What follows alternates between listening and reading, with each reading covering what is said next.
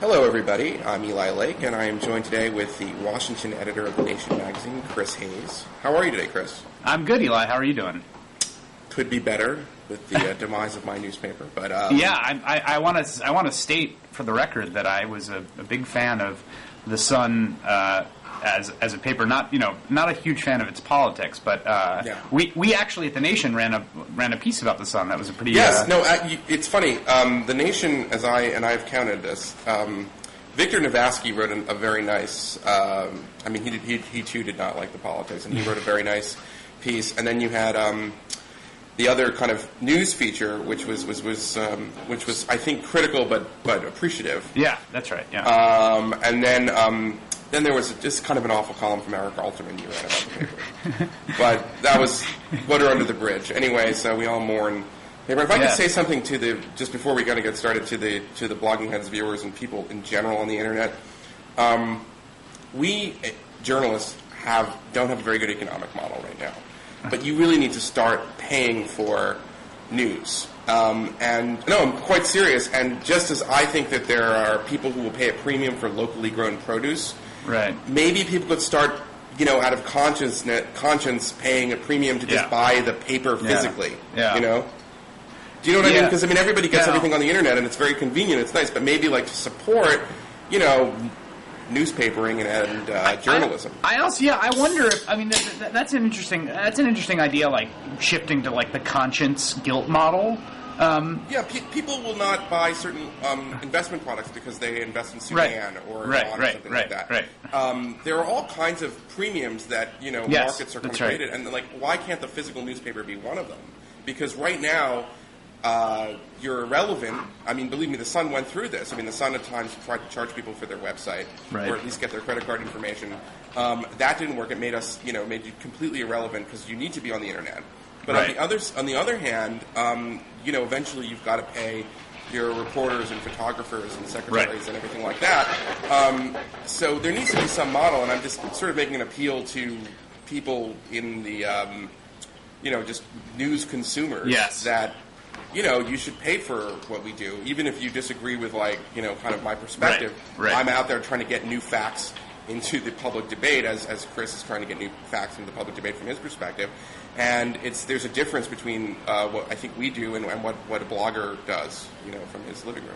Yeah, I think the premium here. I think there are bloggers that do reporting. I think it's less. That's true. No, I don't want to say all bloggers. I'm just saying that it's not as simple as having an opinion on the news. That's right. It's less the product and more the activity, which is reporting, which is introducing new facts, introducing things that had not yet been entered into the record, and that activity, the business model for that activity, and that's an activity that can often be quite expensive. Right. The business model that will sustain that activity is tremendously unclear and disturbingly, elusive. and we see it now, right? And we see it. We already see it with all the newspapers have closed down so many farm bureaus. Yes.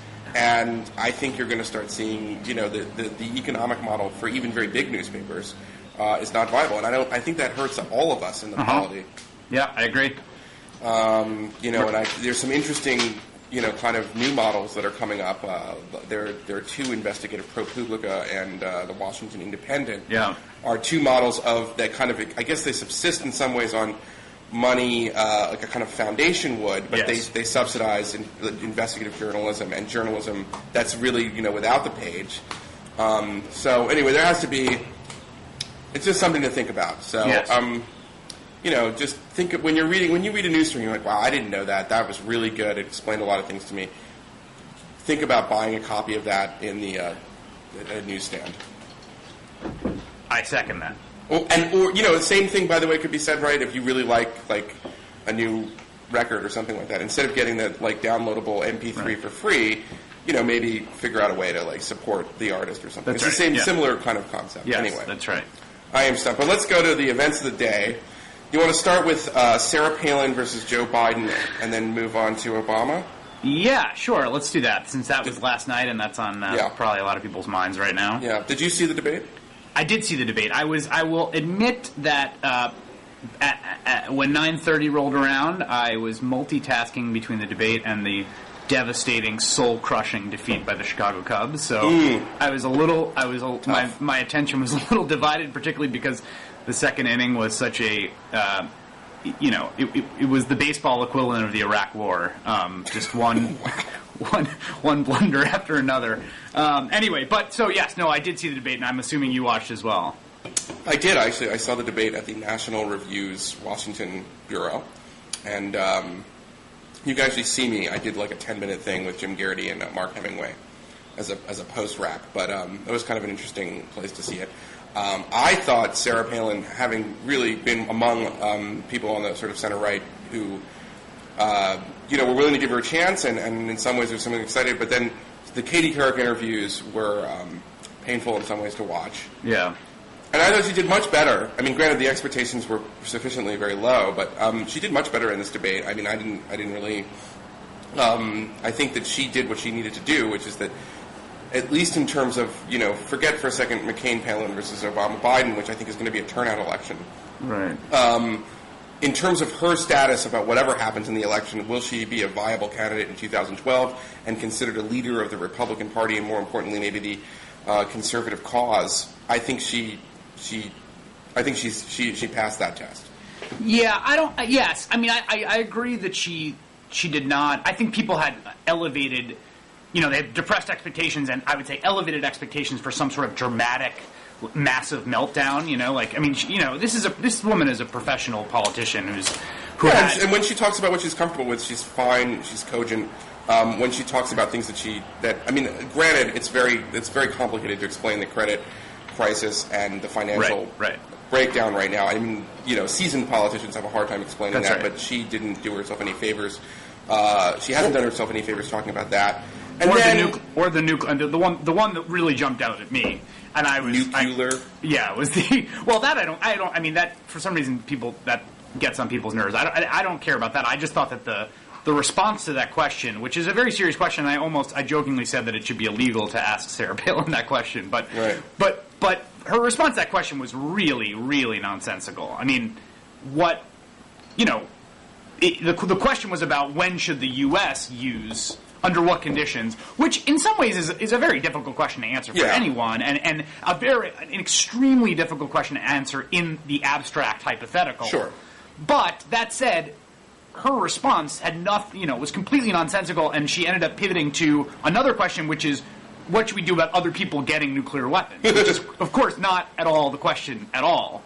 And the way, so that was one place where I felt there was a few places throughout the debate. I think the credit crisis, that question, a few others where I felt that kind of that sort of ground falling out from. But Biden, and maybe, I don't think Biden gets called for as much because Biden has such a long track record of saying ridiculous things. So it's like that we employ a soft bigotry of low expectations with Joe Biden. Right. But Biden, it's interesting. She made a gaffe because she referred to General McKiernan as General McClellan. Right. Which, fine. She got the number of syllables in the first two letters right. But I think that's called grading on a curve. Okay, fine. But I'm saying, but then Biden, brought up McKiernan's remarks, apparently unaware that his candidate had endorsed basically an Afghanistan surge. Right. I thought that was a weird moment as well. Right. And so that, it sort of put that in the Biden file. And I think in some ways it's because Biden is, I think Biden really likes to get into the details of foreign policy, particularly. I've covered him for many years. And I think that, and I've seen him actually because he thinks out loud, he would be a great blogging head. Right, because he thinks out loud, and he can hold two ideas in his head, and so in some sense. Now, I disagree with Biden's judgment a lot of the times. I don't think it was a good idea to propose dividing Iraq into 3 provinces along the borders of the Ottoman Empire. Yes, as he did, but nonetheless, he's so engaged. Sometimes he just sort of he's still working through stuff. You know what I'm saying? And I think that that's a political liability. Yeah, right. Whereas you get the impression with Sarah Palin that, at least from my perspective, on certain things she's got excellent instincts and she kind of knows where she wants to go. And she's filling in the details as she's catching up to speed. You know what I'm saying? Yeah. So she doesn't have the same kind of problem. Yeah, and right. I think that's an accurate characterization. Right. I thought that those instincts, I think, are, I'm not quite sure how I would, what word I would apply to that category of instincts. Well, no, I wouldn't. You wouldn't say mavericky. I wouldn't say mavericky at all. I mean, I think that, on foreign policy, I don't think there's, I just feel like she doesn't, I just think that there is no actual, I don't know what the raw stuff out of which her foreign policy worldview is currently being shaped is, even. It just feels like there's not, and I don't think that's necessarily surprising insofar as governor of a state for a year and a half of a state with 600,000 people. Foreign policy, even to me, and you're a reporter that spends almost all your time covering foreign policy and security issues. I spend very little. I myself, as someone who does this for a living and am a reporter, I myself have not sure how I feel about a tremendous number of foreign policy issues. I'm not sure how to kind of map them onto my matrix of principles. What the Pakistan question, Waziristan, should we? My instincts tend to be towards my instincts are anti-war, anti-imperialist. I'm not I shy away the use of violence except as the last option. But again, I also recognize the complexity, and I recognize that this is not something that I necessarily have thought on sufficiently to have these very hardened positions, and that's someone who I get paid full time to think about this stuff more or less. So this out the raw material out of which one would craft a foreign policy in 5 weeks. I mean, it's just it's sort of a ludicrous task, all of it, really. I guess is my point. What really is she going to say? I mean, she's going to get some talking points on Pakistan and Afghanistan and the surge being successful in Iraq and John McCain showing leadership, but there's not going to be a lot more there just because, it's not... Foreign policy strikes me as an area that less so than domestic policy does not lend itself to kind of the same sort of quick, grooves of worldview. Yeah, I mean, I think that she's a mother of active duty soldier, right? And she had been to a military base, right? So I think that she's generally kind of sympathetic to the view of kind of let our guys win, which is the McCain view and very much the Republican view. And I think a big difference between Sarah Palin and Joe Biden is that I don't think Joe Biden thinks it's possible to win the war in Iraq, or that there is a set of conditions that he would call victory. That's right. Whereas clearly McCain and clearly Sarah Palin do think that. Right. And yet, there's also, I mean, this is not to say, but yet at the same time, Joe Biden has just so many thoughts in his head that I could see him, saying these things. I could see him kind of flitting around to various sort of ideas. And, sometimes wonkery is not the font of wisdom. And if anything, one of the key arguments that strikes me of the Obama campaign is it's time to sort of change the way we think about foreign policy, politics, the economy, race, and all these other things. And maybe kind of having, a kind of long established presence in Washington, or a kind of familiarity with the kind of modes and contours of the current debate is not a boon in this political year. And Sarah Palin is kind of in some ways a breath of fresh air. Well, that said, she's not as up to speed on the details of these things, and there is a tendency, particularly in the internet, I think among a lot of Americans, is that as a democratic nation and a republic, we like to think we're smarter than the president. It's just Americans like this idea. That, do they that? Oh, yeah. I think, for years, everyone was saying how stupid George W. Bush is, and I think part of it is just hey, I'm an American. I'm smarter than my president. Right. And I think that there's people used to say the same thing about Reagan. It tends to be mainly Republicans. I guess they said it about Truman. But there is this... I think that's just a sort of... That's actually kind of a wonderful thing about our country, is that it's okay after... I guess John Adams failed to kind of make permanent the alien and sedition laws to say nasty things about our president and think you're smarter than him. Right. So, in some ways, she kind of, I don't know, she's maybe kind of hits that nerve a little bit. Wait, but that, so the argument here is that people feel superior to her, and that makes them like her more? No. I think, no, let me put it like this. Well, no. I think it's okay, right, in some respects, right, to be thought of as not as smart as, some brainiac Harvard professor. the famous line from William F. Buckley is that I'd rather have the first names in the Boston phone book than the Harvard faculty. Right. Of course, this is a guy. Yeah, but and those lines tend to be spoken by people with incredible amounts of. Right. Well, it's funny because my last blogging heads, I said we need elites, which we do. We need people who know what they're doing in terms of public policy, so we avoid, financial international calamities. Right. But we also, I think that there's also this sort of sense I'm just making a political point here, whereas it's kind of okay to be considered to be not as up to date because that's sort of like, hey, it's like me, that kind of thing. Yeah. I think that's an interesting point. I'm sort of of two minds about this. I mean, one of the things that's really tricky about election year, opining is that, you're forced into making these generalizations about the voters, swing voters, based on what is relative to other places in which you would make, draw conclusions, like very little amount of data. And I think one thing that there sometimes tends to be like this weird kind of meta reverse condescension, and I'm not saying you're doing this, but I've seen people say, that, this sort of voters don't really care about substance, or they're more, and I agree with you that the people they do not rank highly. In fact, Larry Bartels had an interesting post about this, about how people rank like knowledgeable as a trait they want to see in a president, and it's like, it's ranked very low. Right. So I think that is true, that people, that's not something that people feel particularly strongly about. At the same time, I do think that, I think that competence, and particularly at moments of sort of anxiety, as we're feeling right now vis-a-vis the financial crisis, I do think that there's a sort of, people do look for fluency and competence at a certain level. And I think that I think we've seen that.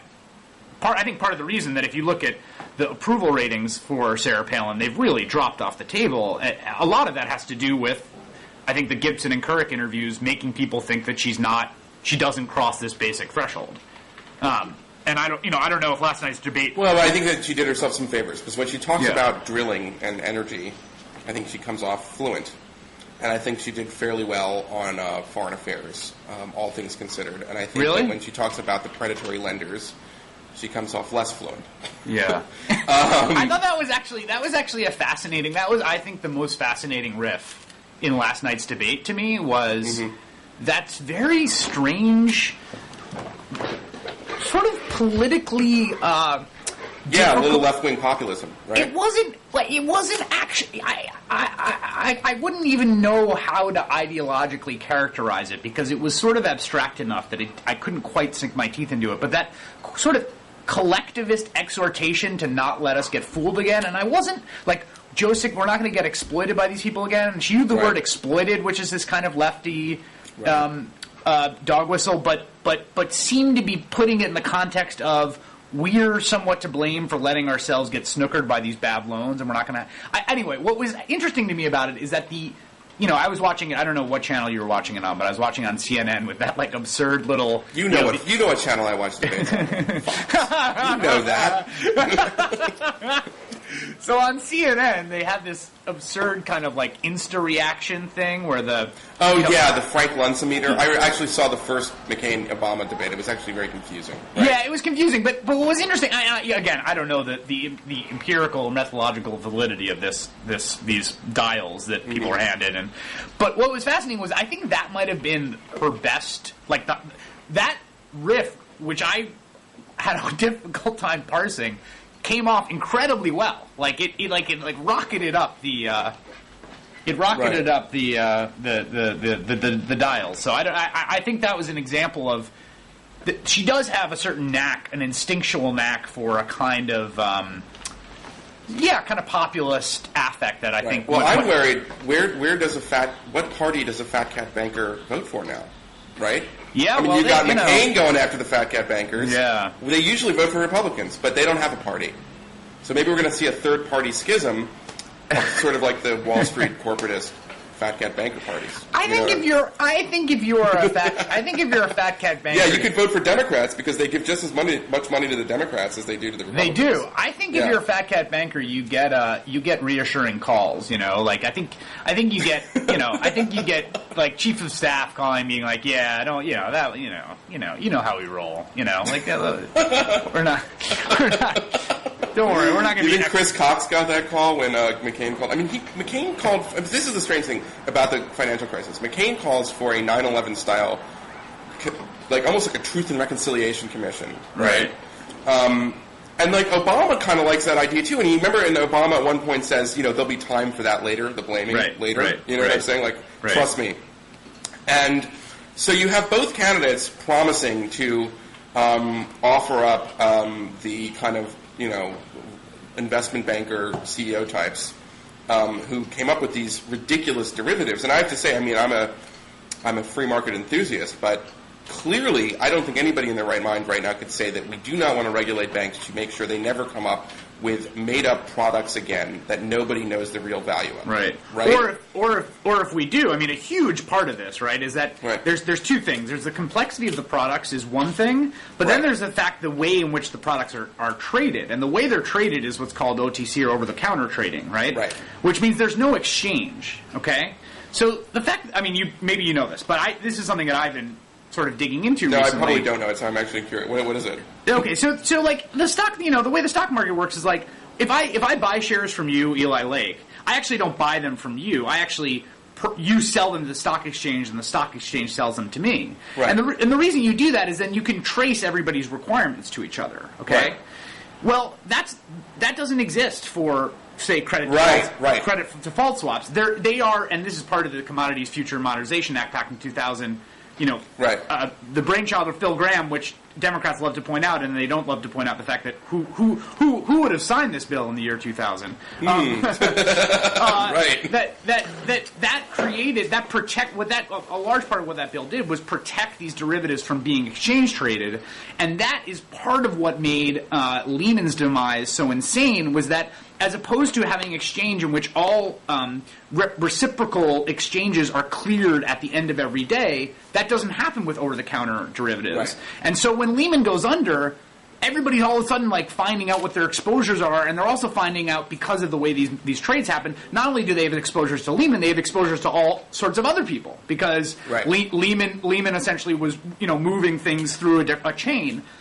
Anyway, so well, I mean, and did you see Sarah Palin, in reference to this, and she wasn't getting into the level of detail that you just did, used the refrain "never again"? Yes. Which the implication would be like we just had a financial holocaust. Which, I know. I thought "never again" was a little strange. Anyway, that was. But there seems to be this. We're at this sort of moment right now, right? And I was going to sort of bring this up. Actually, I'm stealing an idea from my friend Michael Moynihan at Reason Magazine, because I told him I was going to.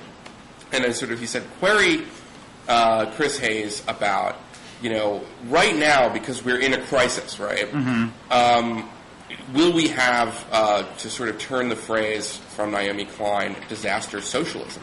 Right. Which is that we're in a disaster right now, so we're going to do all these things at once, which will, sort of like, we're going to go in the sort of 180 other direction. And given the fact that, I guess today, right now, there is the voting and sort of, they're trying to do another bailout bill. Yeah, 226 to 184. I'm looking over. Okay, so you've got that right now. Yeah. So it passed. Okay, yes, and it had a lot of pork in it, right? Yeah. But there was this effort. I guess we're not going to see it in this bill, but I mean, will we see in the next administration, if it's Obama, a radical rethink? You think of how how we regulate banks and how we just in general.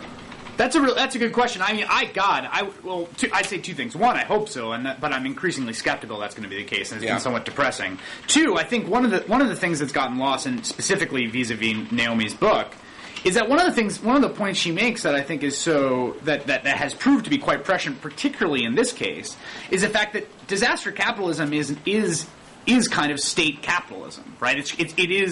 It's all about essentially sort of ersatz free markets, but essentially being, using the power of the state to either create those markets or create incredibly markets with very high barriers to entry. Like, for instance, the market for contracts in Iraq. You can't, if you're, the guy from Queens College who wants to start a business and be an entrepreneur, getting Iraq contracts is probably not the place that's going to happen. It's going to happen. We don't want family mom and pop businesses right. rebuilding Iraq. We need a huge organization to do that. Right. Okay. Fine. But the point being that those are markets with highly restricted players, right? And so I think actually in some ways what we've seen with this bailout, it sort of perfectly fits, right? Because that's why we had such an eccentric and interesting coalition voted down the House. I mean, you had a resurgence of the principled old right who saw this as big government, and they basically said, and some of them were quite frank about it, like let the thing crash and burn. That's what capitalism is. Right. And then you had the left saying, we don't want to essentially socialize the costs and transfer all this state money into private hands. So I actually think the nature of the crisis and the nature of solution so far has scrambled political affiliations in an interesting way. Yes. And here's the thing, though, right? Correct me if I'm wrong. I look at the Democrats right now, and I see its base as sort of Veblennian for the Thorstein Veblen, the guy who wrote the book about the leisure class. And let me sort of explain what I mean. That the people who vote for Democrats tend to be the sort of masters of the intricacies of our vast economy, and especially a knowledge economy. They are. It's not just that they're more educated. It's just that Democrats tend to be in industries where expertise matters, and they are the engineers. They're the Silicon Valley people. You know what I'm saying? They're trial lawyers. People who have this sort of specialized knowledge. So are you talking about the voter class or the donor class? I think that's true of the donor class. I don't think it's true of the voter class. Okay, that's an interesting idea. There's 1.2 million people in the Bronx, pretty much all of whom vote Democratic, and they're. Oh, I see what you're saying. And they vote for Democrats because the Democrats are looking out for working. That's right, and I think it's just. I think you're absolutely right if you want to talk about the donor class. You know what I mean? Like who's funding the Democratic Party? What are the Democrats? I mean, like I'll give you an example of this. Like the whole idea of the war on science, right? I mean, I was appealing to the technocrats of America. Yes. No, that's true. Because even if you didn't understand, as I certainly don't understand the intricacies of DNA, stem cell research, whatever you are, if you have a certain specialty in the field, you sort of appreciate. Well, there are people who know what they're talking about, and people know what they're doing, and then there's everybody else. And to a certain extent, our economy and our society functions because we have this. We've had a geometric expansion of knowledge for the last 100 years. And you need people to sort of be the masters of very small sort of cul-de-sacs within this huge empire, vast universe of this knowledge. And that the Democrats, I think, kind of appeal, at least a lot or at least maybe more so with Kerry, to that group of people. Mm-hmm. And the people who seem to know about, preventing catastrophic recessions and so forth, the economists all said, well, the government needs to do something. There was not a consensus on what the government needed to do. Right. But the government, you have to have some massive bailout of some kind. That's right, yes. And that's why I thought this realignment was very interesting, because you did have, the left of the party in the House say, no, I mean, there needs to be some accountability, and they didn't like the idea of exactly rewarding yet again, as they saw, predatory capitalists. And I thought you saw the same thing on the right. But they were in some ways a kind of coalition against the sort of center and the sort of expert class. That's right. And you may not want to believe Bernanke, you may not want to believe Paulson. In fact, I remember reading William Grider in your magazine, who wrote a whole piece about how they had not earned anyone's trust. And Grider's been against the Fed for some time. Right. But at the same time, you had a number of economists, from both parties, sort of saying, well, they're going to have to do something, or else it's going to be really, really bad. And we want to sort of send. So that to me, that's sort of the question of expertise. I actually think that one of the most fascinating developments the last few weeks, and this sort of nicely kind of segues out of the Palin discussion, and is the status. Let's say first, I want to make a distinction. I think there's a distinction between elites and experts. True. That is true. And I think that. So, but that gets very murky. So that might be a little more convenient. But experts tend to be elites. Yeah, that's right. Not all elites are experts, but all experts usually are elites. Although I think there's sort of a class of bureaucratic experts who aren't really either, who aren't elites. All right, fair enough. The people in the bowels of the Fed, for instance. But what's been fascinating to me, and what was so kind of radically decentering about last week, was the fact that I really think that, the entirety of the establishment has now been discredited. we live this goes to your point. We live in an incredibly complicated world, a world that makes claims on our cognitive capacity that are far beyond what we could ever hope to pay, and therefore we outsource a tremendous amount of thinking about things. Even those of us like yourself and I who are paid, who are for a living, follow things and try to synthesize things and learn things. Even us who spend every waking hour doing this, you outsource a tremendous amount of your thinking about these things and your judgments to people that you deem kind of worthy intermediaries. And everyone does this. Right. And I think one of the unifying stories of the last 8 years is just the failure of every one of those intermediating institutions to get things right. And last week I felt that very strongly insofar as it was this kind of moment where you're all like, wow, Wall Street was doing this thing, and we presumed, perhaps naively, that they knew what they were doing when they made these derivatives, and the Fed knew what it was doing, and Fannie and Freddie and all these people knew what they were doing, and it turned out no one knew what they were doing. It turned out everyone was wrong.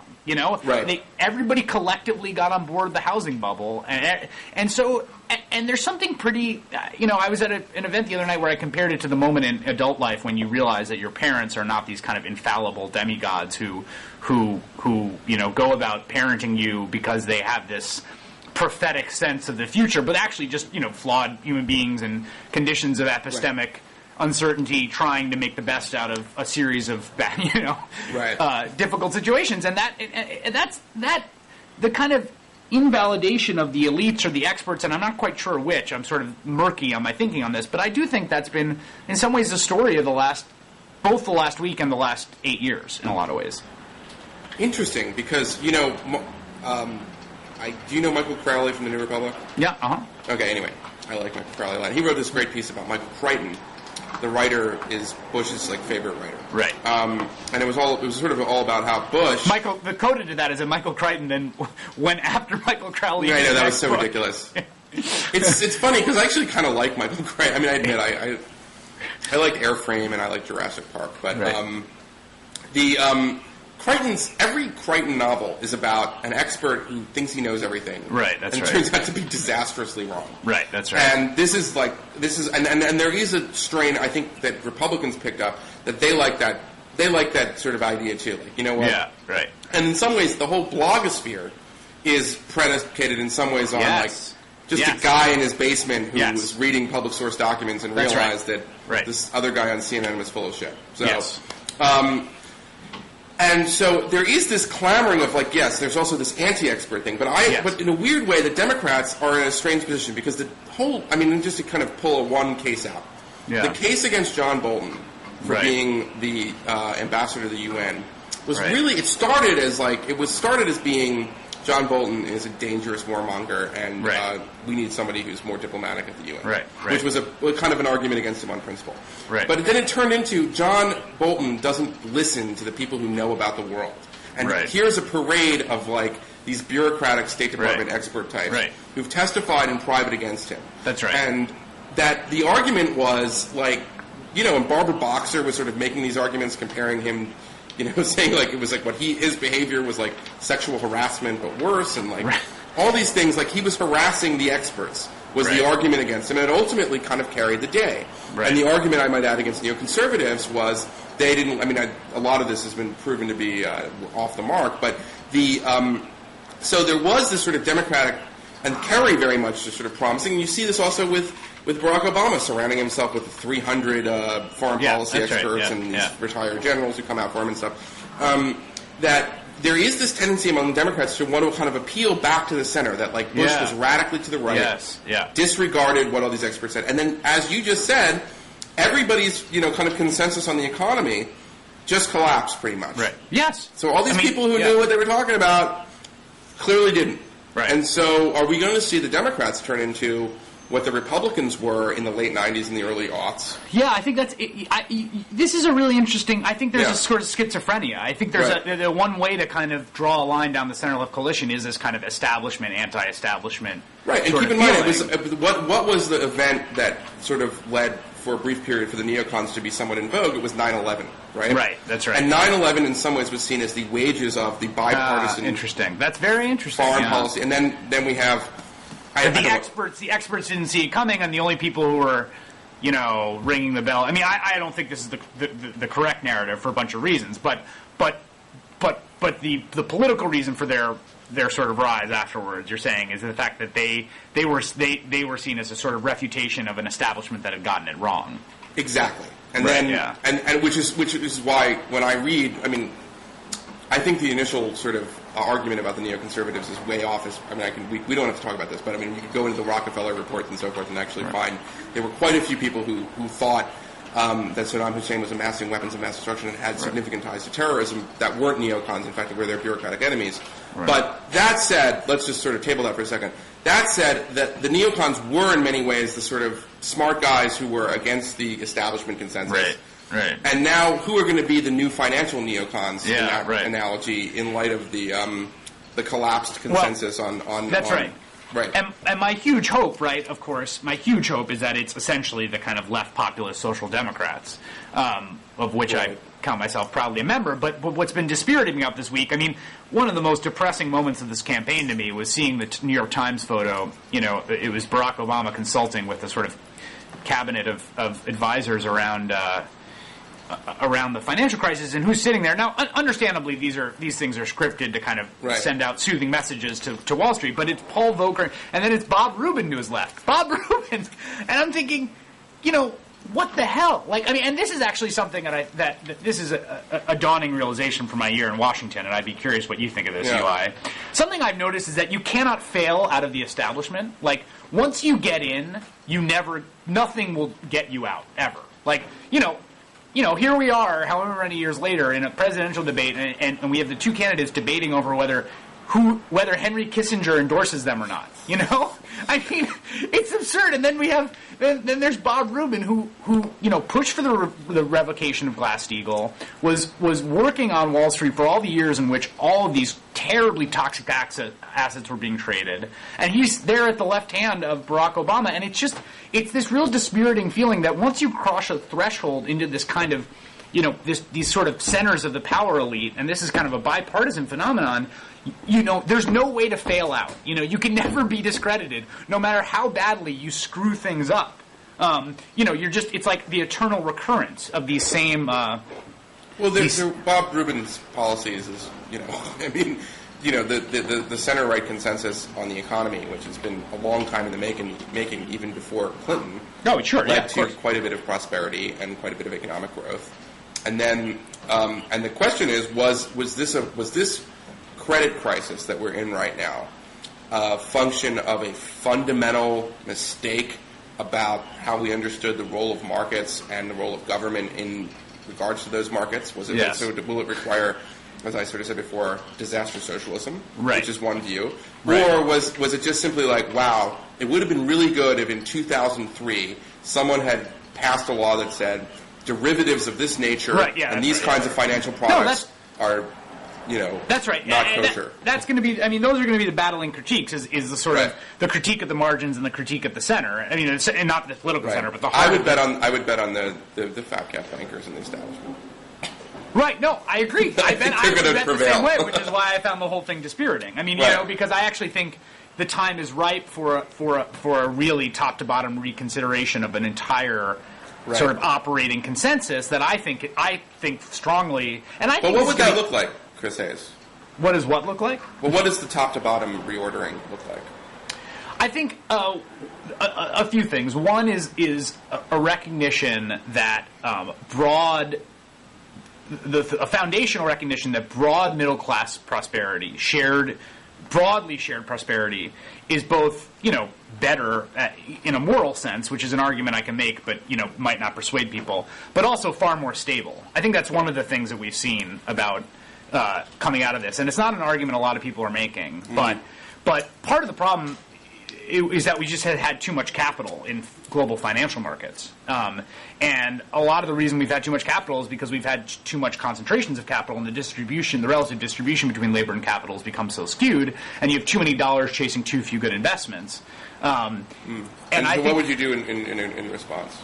Would you socialize the means of production? Well, no. Although yeah, right. Well, I almost jokingly proposed when budget hawks were talking the other night at this event about how much money we're the government's losing. I almost proposed that we nationalize the oil companies so we can get some revenue.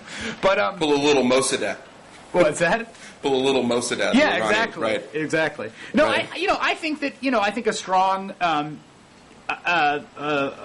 essentially re-enlivening of a Keynesian approach, both in terms of the relative balance of fiscal and monetary policy, is a huge story in all this. I think that what's been proven time and time again is that when you have relatively tight fiscal policy and loose monetary policy, you get asset bubbles, and that's certainly been the story, and that's kind of one of the underlying stories of this whole fiasco. There are a million different components in terms of re-regulating financial markets in such a way in which you push power away from concentrated centers. There's ways to institutionally and structurally alter the balance of power between labor and capital, such that because really what we have right now is a distributional problem. I mean, we have a problem of who is capturing gains, and that fundamental problem has been created by a lot of things, some of which are nefarious and some of which are not nefarious. And there are policy mechanisms that we can employ that will change that distribution. And I think that one of the things this has shown, and it's not an argument I hear a lot, is that really uneven distributions in capitalist economies tend to be less stable, and that's something that has some some sort of historical validity to it. Who would you propose to sort of redistribute the wealth? Well, one of the things popular committees. The government is one. I mean, that's a role it already plays. I mean, it was sort of an interesting question when. You would want to raise the marginal tax rate to like whatever it was in like 1974. Yeah, yes, we should raise marginal tax rates quite a bit. I think we should redistribute income. I think there are. Yeah, I mean, I'm an unapologetic redistributionist. I don't walk away from the word. I thought last night in the debate was interesting when Gwen Ifill asked that question, and Biden sort of interestingly didn't really back down on it. And I think that part of the sort of Democratic agenda seems like it's fairly sort of mainstream center-left position at this point. Well, I mean, I think the Democratic Party, though, especially under Clinton, I mean, he ended welfare as we know it. Right, yeah. They talk about cutting taxes on the middle class. They rarely talk about raising taxes on wealthy people. Yeah. They kind of, I mean, it seems like, I mean, what you're proposing is, kind of back to the future. I don't know, or future. I mean, it is, there may be kind of very new ways of thinking about things. Yes. But it seems like you've couched it in dare I say, familiar terms. Yeah, no, I think that's a fair thing to say. I mean, I think there's two ways this can go. One is that there is a fetish for new ideas, and there's the classic New Republic piece, was it Chait's piece about the case against new ideas. But I mean, in a lot of ways, if you look at the new ideas of the neoliberal era, they weren't very new at all. No, they were confirming that. I always say that Bill Clinton did more than even Ronald Reagan and Barry Goldwater to kind of end the argument in favor of the kind of conservative critique of mid-20th century American, big government liberalism. That's right. And but the point being that those ideas were, he was called a new Democrat, but the ideas themselves about, the COPS program was actually in Goldwater's 64 platform. Right, exactly. Right. But you could go way, way back further. I mean, you could go back to the 1920s. You can go back to the 1890s. I mean, there's, if you go and look back, actually, one of the fascinating things is to go back and read the literature on relief to the poor in the 1890s. And the critiques of it, and it reads exactly like everything the Heritage Foundation and American Enterprise Institute were putting out in their critiques of welfare. Now, I think, the substance of those critiques aside, it wasn't a new idea, right? But we're like 100 and almost 20 years later from the 1890s. Right. We are far more prosperous. The conditions of poor people are not nearly as awful. I mean, we've both read, I'm sure, Jacob Riis's book about poor people in the beginning of the 20th century in the tenements. Oh no, of course, we're far more prosperous. Yeah, right. No. I'm just saying. I mean, maybe that has to do with the engines of the free market. Yeah, no, I mean, look, capitalism, in terms of creating wealth, no one's come up with a better system than capitalism. I mean, I'm not arguing. The question is, I mean, but maybe this crisis says, you know what I mean? The financial markets will, and this is not the first. I mean, we're never probably going to get rid of bubbles, right? But when you have a crisis like this, where you threaten the entire banking system of the world because of this kind of thing, maybe there needs to be. And that's why I started off kind of conceding as the guy coming from the right. Right. It is not the slippery slope to socialism. Had someone intelligently said 10 years ago, wait a second, these products are ridiculous. Right. Yeah, they are based on ensuring, fantasies and phantasms. That's right. No, and one of the things that's actually very fascinating. Right. Rhetorically and politically, getting away from the substance for a second, because blogging heads, people, they want to hear some politics here. They like it. No, they like the nitty gritty. And we haven't even talked about foreign policy yet. This is a good discussion. One of the things about the politics that's fascinating to me is that the first time in my adult life you have a Democrat attacking a Republican for being for deregulation. I mean, this has not happened in 30 years. I mean, no one has ever, no Democrat has ever gotten to score political points on his or her Republican opponent by saying, that guy was always for deregulation. That's been like the safest bet in American politics for years, to say you were the deregulator, and all of a sudden that's been flipped on its head. So that suggests to me that there are these places around the margins where at least the politics of this are changing a lot. I've just been struck this week by the difference between how much the politics could potentially be changing and how much they seem to actually be changing in the moment vis-a-vis what sort of Democrats are proposing. Interesting. Well, here's what I want to let's get to Obama for a second, because you wrote a piece which I remember reading, and I thought to myself that Chris Hayes is onto something, right? And it was tracing it was tracing Obama's political career. Yeah. And you were speaking, I think, favorably of the fact that Obama comes from community organizing background in Acorn. That's right. But when he goes to the Senate, he was not the Paul Wellstone that people Yes, that's right. had hoped. Yeah. And he seemed to be incredibly pragmatic. And I have to agree with you. I don't know that Obama necessarily believes in anything, and I have been under the view, and I've said this before on Blogging Heads, I've written this, that I think Obama is going to, particularly for the anti-war left, just be a disaster for them. Yeah. I kind of wanted to get your thoughts on this, but it's actually, it's really relevant in the context of what you're talking about now, regulating financial markets. Because if he wins, which is looking more and more likely, at least according to the tracking polls, what if anything? I mean, think about it like this, right? There's $700 billion, or up to $700 billion, we should say, that the further debt that the U.S. taxpayer is taking on. It's going to be very hard to, I think, then come to Congress, even a Democratic Congress, and try to socialize medicine entirely. That said, although I will, continue. Okay, but that said, by the way, it cuts both ways. I also don't think that any Republican candidate is going to get anywhere by proposing that we put Social Security in the stock market after what just happened. Also, I think Republicans are probably going to have to think long and hard about whether or not the Bush tax cuts are going to be permanent, because there's a huge crisis right now. I mean, we're talking about an enormous amount of money. So the bailouts take a lot of the agenda from both parties off the table, right?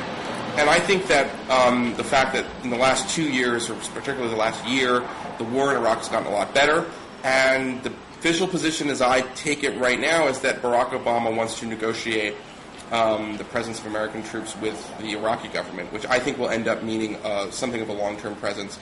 And the left calls them permanent bases, but I think there will be like these, 50-year leases or 99-year leases on a lot of bases in Iraq. So I think in an earlier Blogging Heads, you even said if Barack Obama doesn't end the war in Iraq, he's going to have a revolt in the Democratic Party. Yeah. I actually think he's not going to end the war in Iraq, and I don't think it's going to. I don't think he's going to have a problem with the Democrats. But so I kind of want to get your thoughts on that. Yeah, I mean, you raised some good points. I mean, I have a lot of friends on the left who I think would broadly agree with you. I mean, I think that they think, there's a real worry about, what Barack's core principles are. And I have gone now through several boom-bust cycles. I think more than probably anyone else. Your own personal Lehman Brothers. Yeah, exactly. Just it's been a wild ride. I mean, partly that's because I first came upon Obama's candidacy in the fall of 2003 when a friend was the third staff member hired on his Senate campaign, and I've gone through a number of sort of periods of feeling like this is truly a kind of transformational figure. Right. The best sort of shot at a kind of liberal Reagan, etc. And then through other periods of feeling like, what really are at the end of the day this guy's core principles, and when does pragmatism become, essentially fecklessness? And I can't say that I'm feeling, I think I'm sort of in a trough right now. I think partly because of what I felt was, watching the kind of the old guard of neoliberal democratic economic policies kind of swirl around him, and I think, their vision being carried through this last few weeks. So I honestly feel like it is a cop-out, but I don't know. I do think that you're right in the sense in terms of when I said that about the Iraq War, I do think that the reduction in violence and the insane increase in economic anxiety has reduced its salience such that right now I think that the average net left activist is probably going to be looking for. I think there's going to be new battles, by the way, for the left. I mean, it's not to say that they're going to stop organizing. I don't think that's going to happen. As much as I may like that prospect. But. Yeah, no, I think you're right. I think that my statement then in the political context, I think I would hold to, but I think the political challenges shift. I still think he needs to end the war deeply with, I strongly feel that. But I mean, if there was no fighting, but there were 60,000, 50,000 American troops in Iraq, that U.S. Air Force was effectively Malaki's Air Force, which is probably what's going to happen. Right. And that right now, the unwritten story is that, they're probably going to decommission what was effectively a kind of proxy intelligence special operations force. Right, yes. That was a Sunni intelligence force. So that's probably going to no longer exist as a result of whatever they end up signing before the end of the Bush administration. And then there would be the status of forces agreement. So there would be not only an elected government, but an elected government preparing for more elections. We just saw that finally they agreed on the provincial elections for early next year. They will probably have national elections to follow. And they would say, effectively, we want some Overwatch troops here. We don't want them patrolling. I mean, that strikes me. I mean, really, is that at that point an occupation? Is that at that point imperialism? I mean, would you say not good enough? We can't agree to that. God. Yeah, I mean, my instincts are no, but my instincts are we shouldn't agree to it, or that we shouldn't have we should have zero residual troops there. But I do think that from the political context, a beginning of a sharp reduction in troops from wherever we are now. What are we at? 120, 130. From there to 60 will create the kind of necessary political capital that, you know what I mean, that he needs, and particularly a lot of it's going to depend on what actually goes on in Iraq in that period. But I think that I guess my point is that if that's the end point you're envisioning, I think that a beginning to the reduction in force levels there, provides a kind of like basic political cover for the Obama administration. Yeah, and the other thing I would say is this, is that it's going to be difficult if there's no terrorist mega attacks between now and if Obama wins his inauguration. Right. There's a political impetus not to change all that much on the massive increase in the national security, homeland security bureaucracy created under Bush. And this may surprise viewers, but I am very concerned about the proliferation of secrecy and the proliferation of the secret end of the government doing all these things that there isn't much kind of reporting on. I think we can probably differ on the prudence at times of using subcontracting lethal force against folks. And then we see Barack Obama called for more of a robust policy in the areas of Pakistan where al-Qaeda resides.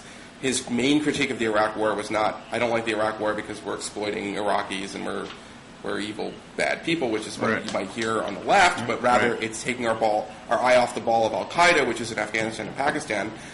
So he's committed to this kind of troop surge in Afghanistan, as well as I think this policy that Bush approved in July, of sending forces into raids, essentially into the territory of Pakistan. Traditionally, the left would appear kind of to be against that, and if end up, we are. What? We are. Right. Okay. Fine. Right. And then let's say, Petraeus prevails and finds amenable. This is a big if, by the way, but he finds the equivalent of an Anbar awakening in the Peshawar Valley. That's pretty close to what the Contras were, at least in terms of a war policy. So all these things that Obama has sort of campaigned on, and it gives at least an indication if he's not being disingenuous, that he would do. All of that seems to a degree, could be like a new area where you would see the left have a lot of problems with Obama. Yeah, I think you will have. There's no question to me that Obama will have problems to his left flank. I mean, the question is, what are the issues going to be, and a lot of it has to do with, so much has to do with events, and so much has to do with pragmatic calculations he makes in the face of pressure. I mean, I don't think anyone on the left has any illusions about that, and I think that the key is going to be, the real test is going to be how robust these kind of institutions the left has built up. And on the domestic policy front, I think the big battle is going to be exactly what you just said, which is I can already see this very hardening consensus that the $700 billion means that social investment is out the window. And I think that as a matter of policy, as a matter of countercyclical, as a matter of economics, it's just not the case, and B is that's going to be a big battle. I mean, you saw it with Jim Lehrer, you saw it with Gwen Ifill. This is becoming conventional wisdom. Right. We're spending $700 billion. No health care, no social investment, no infrastructure, no green. Right. And if he doesn't win those victories, and if us on the left don't push him to win those victories, right. I'm not sure what the future holds. I really feel like everything's sort of positioned on a knife's edge, both foreign and I think that's right. Now, I do think that you will find a number of people who I think the left has clearly been strengthened. It's obvious that they've become a more potent political force under the Bush years than they were under the Clinton years. And I think that you're going to see, if I could name check a few people that I predict, and obviously this is perilous, right? Because they can go on their blogs. But I think like Joshua Micah Marshall, a Talking Points memo, will pretty much will endorse. I've known Josh for a long time. I think he will end up being, in Obama's corner on a lot of things. Yeah. Because he was a Clinton partisan, That's so right. he will accept a lot of the compromises that come with having to govern.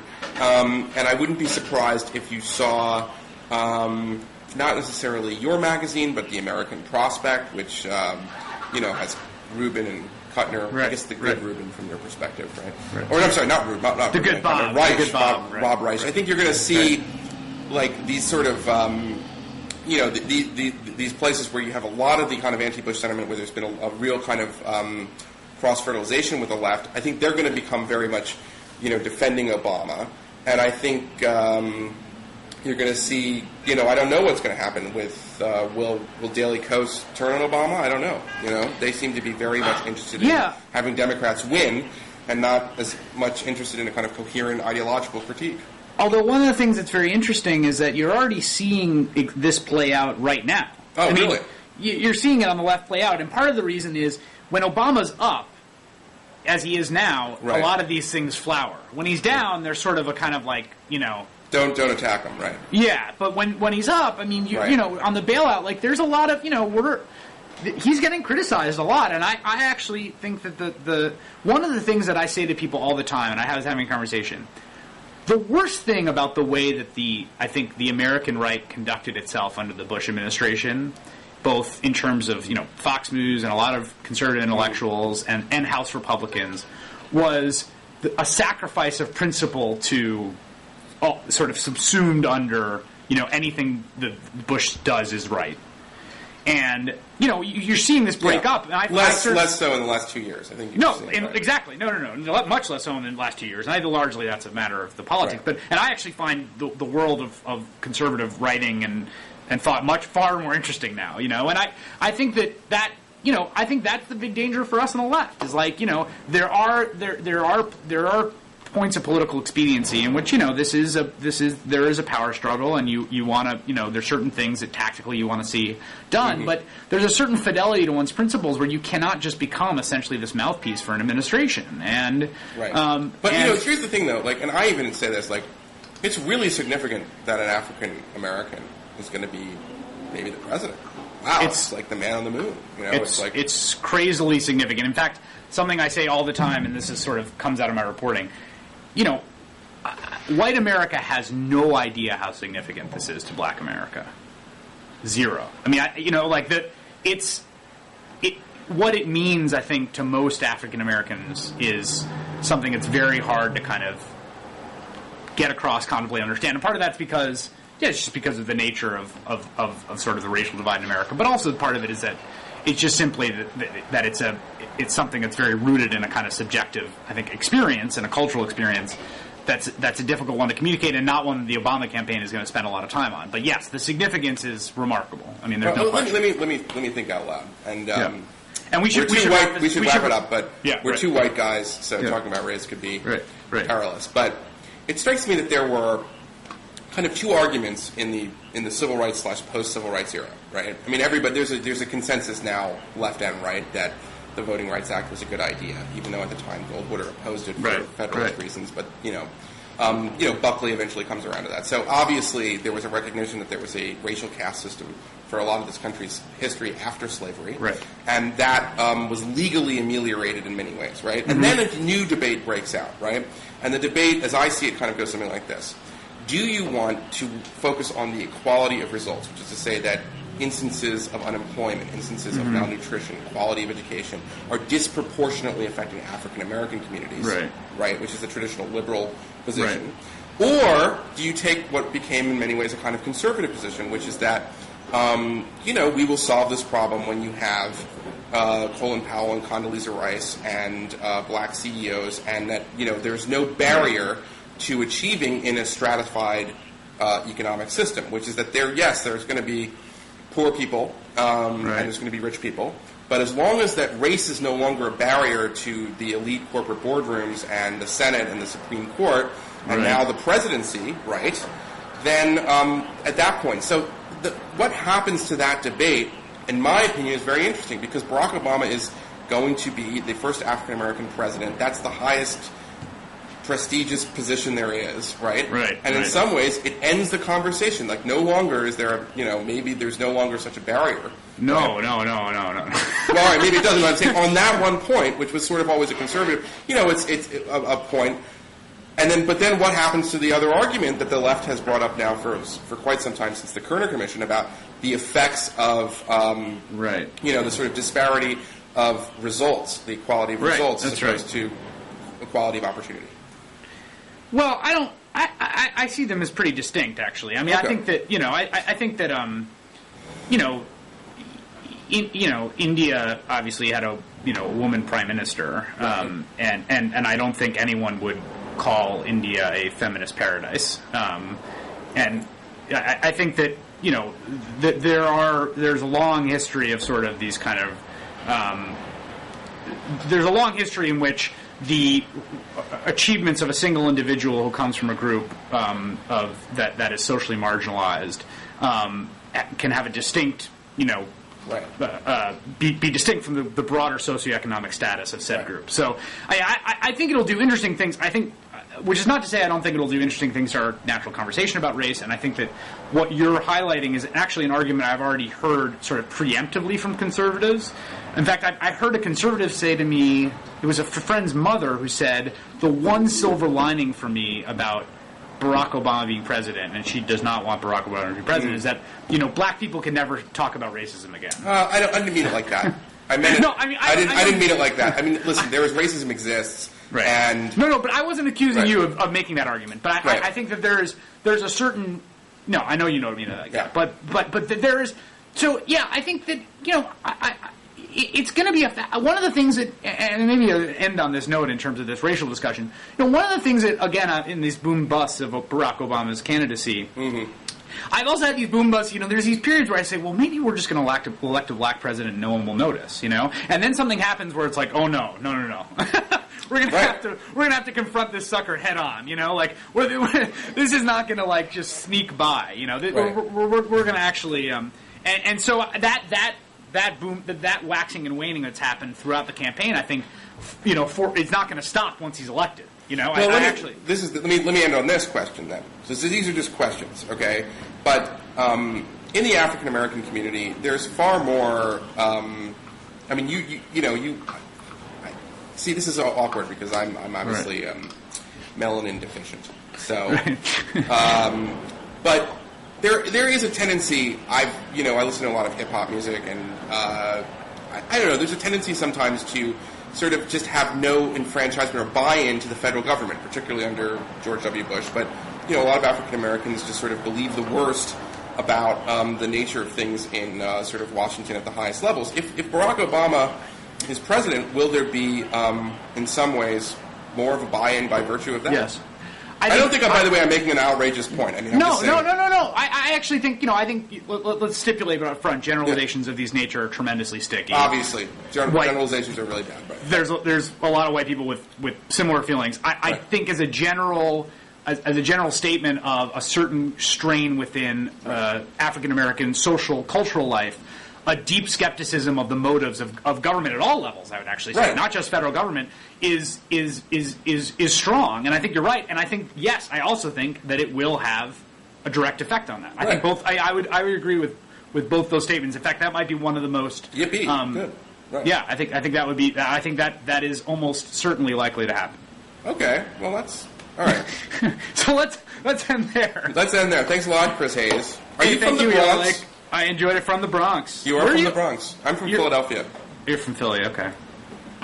All right. I thought you were a New Yorker for some reason, but maybe. Well, I said I write for the New York paper. Yeah. Or did a New York paper that just closed. So. All right. Well, good luck in your future travels. I'm sure you'll land. I'm sure a reporter as fine as yourself will land on his feet. All right. Well, thank you very much, and good dialogue. Okay.